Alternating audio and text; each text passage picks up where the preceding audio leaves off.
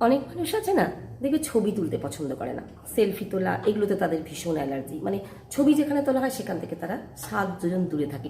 কিছু লোক তো এরকমও বলে যে আমাদের ছবি ভালো হয় না, আমার ভালো লাগে না, মানে তারা পছন্দই করে না ছবিটা তোলা। হ্যাঁ, কিন্তু আবার কিছু মানুষ আছে ভীষণ ছবি তুলতে পছন্দ করে, যারা আমার মতো, আমি সেই মানুষদের মধ্যে পড়ি। তো আমার কাছে মনে হয় যে এই ছবিগুলো তোলার পেছনেও না একটা সুন্দর, মানে একটা অনুভূতি আছে, ফিলিংস আছে, সুন্দর একটা মেমোরি থাকে। এবং কি কি বলবো, আমার কাছে এটা নস্টালজিক এই ব্যাপারটা। কারণ আমি বলছি, আমার বাবার মধ্যে এই জিনিসটা ছিল যে বাবা কিন্তু ছবি তুলতে খুব ভালোবাসতেন, এবং সেই কারণে আমি আমার 6 মাস বয়স যখন, তখনকার ছবি আমি দেখতে পাই আমি কেমন ছিলাম, সেই সময় আমার মা বাবা কেমন ছিল। মা আমাদের ছোটোবেলা 3-4 বছর বয়সের ছবি। হ্যাঁ, এগুলো কিন্তু মানে এক একজনের এগুলো নেশা নয়, ইচ্ছা, শখ, মানে থাকে যে আমি এই জিনিসগুলোকে ক্যামেরা বন্দি করে রাখবো। তো এই কারণে আমার এই ইচ্ছেগুলো ছিল বলে আমি আমার ছেলেরও ছোটো বয়সের ছবি টবিগুলোকে সুন্দর করে করে আমি 1 বছরের 2 বছরের বা বড় হতে কেমন, বড় হতে হতে তার কেমনভাবে বড় হচ্ছে, প্রত্যেকটা মুহূর্তগুলোকে আমি মানে ক্যামেরা বন্দি করতে পছন্দ করি বলে আমার কাছে রয়েছে। এবং এগুলো দেখতে কিন্তু আমার খুব ভালো লাগে।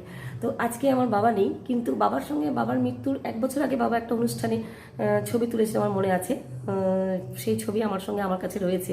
তো সেটা যখন দেখি তখন মনে হয় যে এটাই আমার বাবার সঙ্গে লাস্ট ছবি তোলা, বা এই অনুষ্ঠানটা হয়েছিল সেই সময় আমাদের বাড়িতে আর কি। তো যাই হোক, তো এইগুলো কিন্তু মানে অনেকখানি মানে স্মৃতিকে তোমার রোমন্থন করতে পারবে, এবং নিজের মনের একটা খোরাক। এবং যখন ওই অ্যালবামের পাতাগুলো খুলবে পুরোনো দিনের, আজকাল তো আর কেউ অ্যালবাম রাখে না, আজকাল তো সব ফোনেই ডাউনলোড করা থাকে, গুগলে সেভ করা থাকে। তো সেখান থেকে যদি আমরা দেখি, সেটাও যেমন আমাদের ভালো লাগবে। তো সেই অ্যালবামের ব্যাপারটা ভাবো তো, সেই অ্যালবামটা খুললে কেমন লাগে, সেই সময়কার সেই প্রত্যেকটা পুরনো পুরনো মানুষগুলোকে যখন দেখি, এই মানুষগুলো আমাদের এই অনুষ্ঠানে এসেছিল।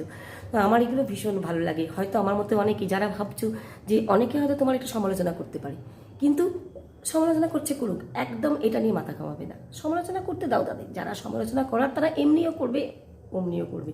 সমালোচনা করবে বলে তুমি তোমার এই শখটা থেকে নিজেকে দূরে সরে রাখার কোনো দরকার নেই।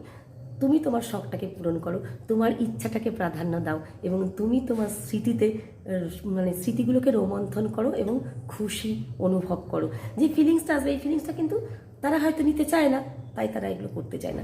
কিন্তু আমার মনে হয় কি, যে এগুলো মানে আমার তো মনে হয় যে এগুলোতে একটা আলাদা রকম আনন্দ দেয়। তো এই আনন্দটুকু পাওয়ার জন্য অবশ্যই এখন তো সেলফি, ফোনে ক্যামেরাবন্দি করো না, প্রতিটা মুহূর্তে করো। শুধু বিয়ে বাড়ি, অনুষ্ঠান বাড়িতেই ছবি তুলতে হবে কেন, বেড়াতে গেলেই তুলতে হবে কেন? চলতে ফিরতে দেখো, যদি কোনো একটা মুহূর্ত তোমার খুব ভালো লাগে, সেটাকে ক্যামেরাবন্দি করতেই পারো। কিছু পছন্দের মানুষের কাছে তুমি যাচ্ছ, সেই পছন্দের মানুষগুলোকে তোমার সঙ্গে ক্যামেরাবন্দি করতেই পারো। ভবিষ্যতে যদি তোমার কখনো মনে হয় যে এই এত সালে এর সঙ্গে আমার দেখা হয়েছিল, সেই ছবিটা আমার রয়ে গেল। দেখো, মানুষের জীবন কিন্তু কিছুই বলা যায় না, কোন দিন কে আছে, কোন দিন কে নেই, তাই না? তো আমরা কিছু কিছু জিনিসকে ক্যামেরাবন্দি করতেই পারি। তো আজকে আমার এই আলোচনা কেমন লাগলো অবশ্যই জানিও।